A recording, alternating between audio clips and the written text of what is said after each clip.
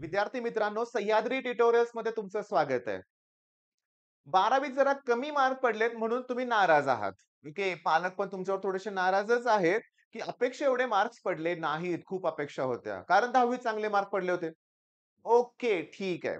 11वी-12वी एवढा त्रास झाला ना, की 10वीत कसं पटकन समजायचं सगळं. ओके, अल्जेब्रा, जॉमेट्री ईझी होतं सगळं. सायन्स 1, सायन्स 2 पण ईझीच होतं. हिस्ट्री, जिओग्राफी काय पाठ करायचंय. तुलनेत 11वी-12वीत जाणीव झाली आपल्याला, की फार त्रास झाला.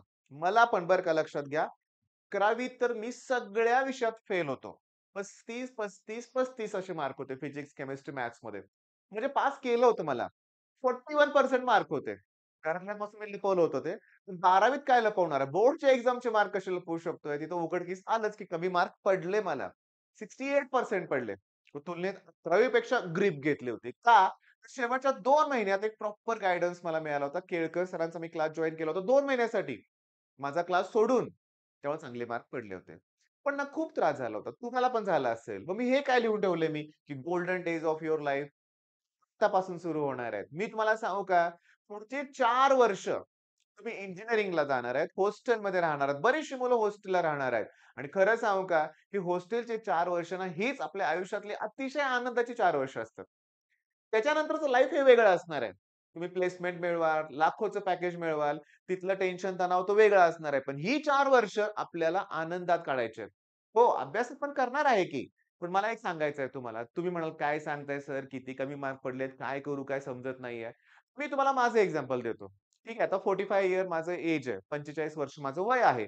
आता माझ्या बऱ्याचशा मित्रांचा अनुभव तुम्हाला सांगतो. मी स्वतःहून सांगतो. मला त्रास झाला होता, कमी मार्क पडले होते. इंजिनिअरिंगला पण सब्जेक्ट राहत होते. एटी-केटी घेऊन मी पुढे जात होतो. 1 वर्ष कुठं वाया गेलं नाही.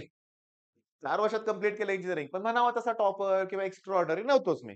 तिथं पण पाठांतरच केलं होतं. माहितीच नव्हतं अभ्यास कसा करायचा ते. पण आज मी ठीक-ठाक सक्सेसफुल आहे. बऱ्यापैकी मी यश मिळवतोय. पण माझे मित्र 12वीला माझ्यापेक्षा कमी मार्क असणारी मुलं होती, ज्यांचे ग्रुप क्लिअर नव्हते झाले, त्यांना डिप्लोमाला घ्यावं लागलं. ते सुद्धा आज एक म्हणूया आपण ना, योग्य ठिकाणी आहेत आणि चांगलं लाईफ जगतायत. का? त्यांनी पुन्हा कष्ट घेतलं, ह्या 4 वर्षात तुमचं छान होणारच आहे. तुम्ही तुम्हाला सांगू का, हॉस्टेलला गेल्यानंतर तुमचे नवीन मित्र तुम्हाला मिळणार आहेत. ओके. आणि ते मित्र मात्र आयुष्यभर आपल्या बरोबर असतात. 10वीतले नसतात असं नाहीये. पण 10वी नंतर भरपूर वाटा चेंज होतात बरं का. कोणी आर्ट्सला जाईल, कोण कॉमर्सला, कोण सायन्सला म्हणूया आपण. पण इंजिनिअरिंगला एक वेगळीच मजा येणार आहे. आणखीन एक महत्त्वाचं सांगू का तुम्हाला मी 11वी-12वीत ना आपण एकटे असतो. आता काही जण ग्रुप स्टडी करत असतील, पण बऱ्याच वेळा आपण एकटाच घरी अभ्यास करत असतो. हॉस्टेलला नाही. एक्झामच्या वेळेसला ना हॉस्टेलचं वातावरणच वेगळं असतं. सगळे अभ्यास करत असतात.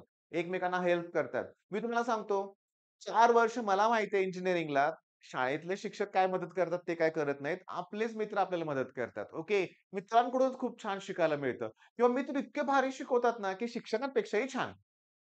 अशा वेळेस तणाव आता बिलकुल घेऊ नका. मला तेच तुम्हाला सांगायचंय. पण माझ्या काय चुका झाल्या मी तुम्हाला सांगतो. पहिली गोष्ट बरं का, की घरातले आपले खूप लाड करून ठेवतात. ओके. तेव्हा आपला स्वभाव जरा विचित्रच असतो. हॉस्टेलला गेल्यानंतर त्यात लगेच बदल व्हायला पाहिजे. नाहीतर मग तुमचं कोणाशीच पटणार नाही. पहिले 1-2 महिने माझ्या बाबतीत तसंच झालं. पण नंतर मी चेंज केलं. नंतर मी सगळ्यांचा आवडता असा मित्र असायचो. सगळ्यांचाच. कुणाच्या भानगडीत पडायचंच नाही. कुणाला नावं ठेवाय हां, ठीक आहे. Okay, okay. तू म्हणतोयस तेच कर. मला काय करायचंय? म्हणजे मी तुम्हाला सांगू का?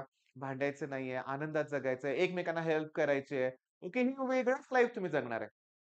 ओके, एक लीडरशिप क्वालिटीज तुम्हाला डेव्हलप करायचे आहेत. ओके, आता आत्तापर्यंत घरातलं सगळं बघत होते. आजारी पडला तर मम्मी-पप्पा तुम्हाला दवाखान्यात घेऊन जात होते. बरोबर आहे. आता स्वतः सगळं बघावं लागणार आहे. हो, पैसे मॅनेज करावे लागणार आहेत. महिन्याला जे पप्पा तुम्हाला पाठवतील ना, ओके, त्यात सगळं ॲडजस्ट करावं लागणार आहे. वेगळंच. छान. सगळ्यात महत्वाचं बरं का. 4ही वर्ष ना सिंगल राहायचं. म्हणजे कळालं मी काय सांगतोय ते एकटं आयुष्य जगायचं. म्हणजे आता मला त्यात डिटेलमध्ये घुसायचं नाहीये. मला तुम्ही त्यात हुशारच आहे मला माहिती आहे. पण काय काय सांगायचं तुम्हाला कळालं असेल. मित्रांच्यावर वेळ द्या, निवांत राहा. कुठल्या वेगळ्या भानगडीत पडूच नका. अभ्यासावर फोकस करा. ओके. मग मी तुम्हाला सांगू का? आता काहींना राग वाटेल, राग येईल म्हणूया आपण. काही टिपिकल मुलींना राग येईल म्हणूया आपण. मुलींना पण मी सगळ्यांना असं म्हणत नाहीये. पण मी आमच्या कॉलेजमध्ये बघितलं. ओके. मुली ना मुलांकडून कामं करूनच घेतात. आता आमचा एक मित्र होता. विनाकारण मुलींची जर्नल लिहीत बसायचा. काय गरज पडली? तू स्वतः कंप्लीट करा, निवांत राहावा ना. असतात मुलं तुम्हाला पण माहिती आहे. या भानगडीत पडायचंच नाहीये. फुल फोकस अभ्यासावर पाहिजे. आणि एक महत्वाचं काय माहितीये का?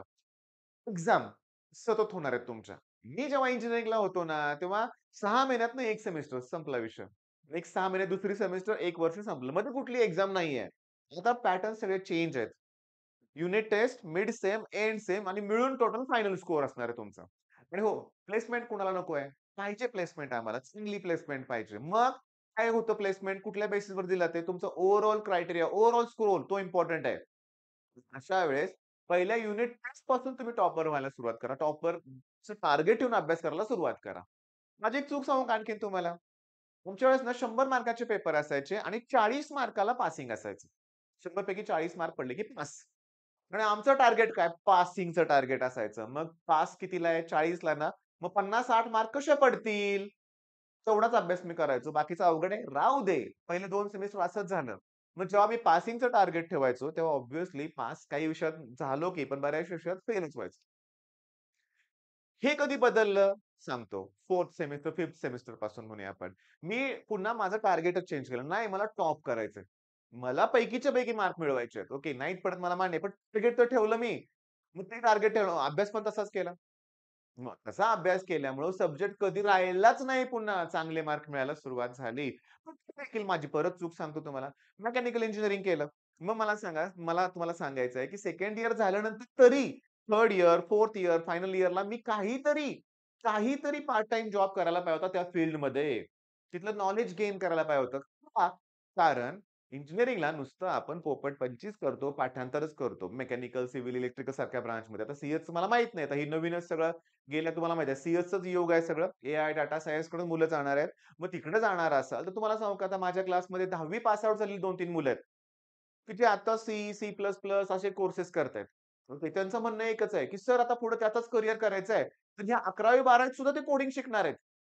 किंवा व्हाईट हॅट ज्युनियर तुम्हाला माहिती आहे ती कंपनी आता झालेलं बायजूस संपले आता लक्षात घ्या. पण त्यांनी पण अगदी 5वी-6वी पासून ना कोडिंग करायचं असं मुलांच्या डोक्यात, पालकांच्या डोक्यात भरवलं होतं म्हणूया आपण. तर जाऊ दे तो मुद्दा बाजूला ठेवूया.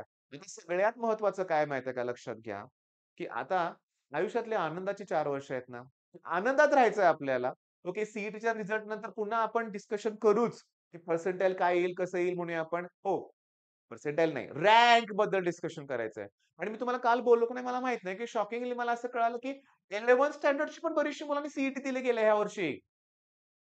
काही 11th मार्कलिस्ट जर लागत नसेल, तर ऑब्व्हियसली काही अकॅडमीजमध्ये ना त्यांच्या 11वीतल्या पण चांगल्या मुलांना त्यांनी अगोदरच ऑलरेडी सीईटी त्याला बसवलं होतं. तर तो नंबर ऑफ स्टुडंट्सचा आकडा फुगून आलाय त्याच्यामुळेच कदाचित. कारण 7 आणि 8 लाख मुलं सीईटी देणार म्हणजे जरा मला पण शॉकच बसला होता. तेव्हा ती मुलं जरी पर्सेंटाइल समजा असतील तर रेसमध्ये नसणार आहेत. तर बऱ्याचशा गोष्टीचा विचार करून ऑप्शन फॉर्म भरायचा आहे. ओके. मग आता आनंदी जीवन जगायचंय. रोजच आनंदी जीवन जगायचंय. ओके. आणि सगळं छान सुरू आहे. मी चांगला अभ्यास करणार आहे, चांगले मार्क मिळवणार आहे, असा पॉझिटिव्ह ॲटिट्यूड ठेवून जगायचंय. All the best.